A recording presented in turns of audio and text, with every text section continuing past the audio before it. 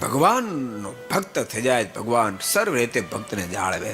એટલે ગોવિંદ પટેલ જાળવા કે ન જાળવા, એ ગામનો પ્રસંગ છે. લ્યો, ખબર છે તમને? ગોવિંદ ભગતનો પ્રસંગ કીધો ને તમને ખબર છે? ગોવિંદભાઈ પોરહિલા ભારે ભગત.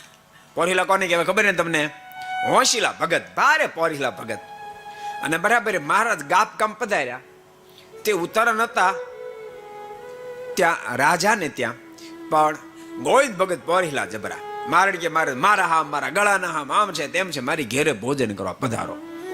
અને પાદરથી સીધા મહારાજને નતર મનુભાઈ ત્યાં ઉતારવા નતા, રાજાને ત્યાં સીધા પોતાના ઘરે લઈ ગયા. અને ત્યાં ઢોલિયા ડાળી દીધા.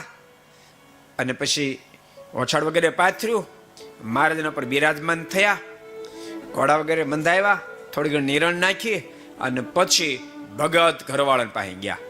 અને ઘરવાળાને કહે કે મહારાજ પધાર્યા છે, આટલા બધા ભક્તો પધાર્યા માટે રસોઈ બનાવી. અને ઘરવાળાએ ઉધળી દીધા. હાથમાં વેતી નો થાકે.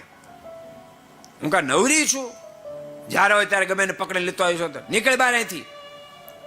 અને વેલણ લઈને થઈ વાહે ભગત ભાગ્યા. મહારાજ પાસે આવી, પંગત પાસે નીચે બેસી ગયા બિચારા લંઘાય. જો કે તમારે એવું નહીં થતું હોય, હું માનું છું. લંઘાઈને બિચારે બેસી ગયા. વિદ્યાર્થી સાંભળો છો તમે? જય સ્વામિનારાયણ. શું થયું કયો? ભગત કેમ બેસી ગયા? લંઘાઈને બેસી ગયા. તમારો તો અનુભવ હોય નહીં, આગળ ચલી આવતી હોય તો હોય. ઓળી લંઘાઈને બિચારે બેસી ગયા.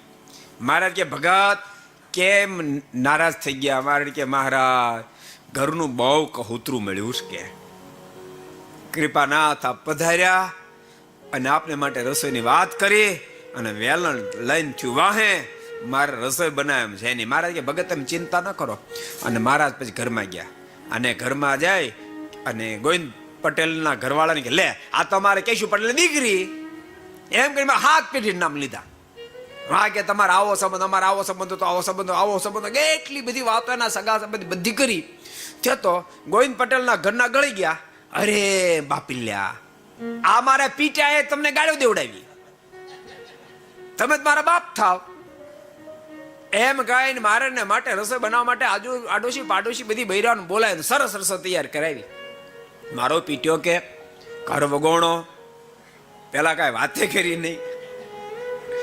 ગોવિંદ પટેલ બધું સાંભળતા હતા. મારા ઘરમાં બહાર આવ્યો ને મારે કે મારા ભલે ઘર વગોણો થયો, ભલે પીટ્યો થયો, પણ કામ તો મારું પત્યું. અને ખૂબ પ્રેમથી મારને જમાડ્યા.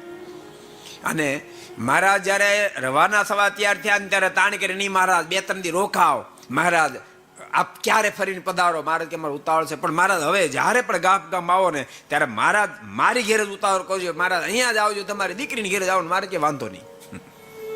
અને પછી મારને વળાવવા માટે ગોવિંદ પટેલ તૈયાર થયા. ગામની બહાર નીકળ્યા પછી મહારાજને ગોવિંદ પટેલ કે મહારાજ સારું થયું તમે મારી લાજ રાખી. મહારાજ કે મેં રાખી પણ ફરીવાર નહીં રહે, હવે ગમે તેને ઘેર તેરતો જતો નહીં. સમજીને બધું કરજે. એ ક્યાં ગામનો પ્રસંગ છે? ગાપ ગામનો. માટે તમારે પણ સમજીને બધું કરવાનું. છોકરો અત્યારથી તમારે શીખી લેવાનું. શું શીખી લેવાનું? જય તમને શું શીખી લેવાનું? બોલો હે છોકરાઓ, વિદ્યાર્થી બોલો, શું તમારે શીખવાનું છે?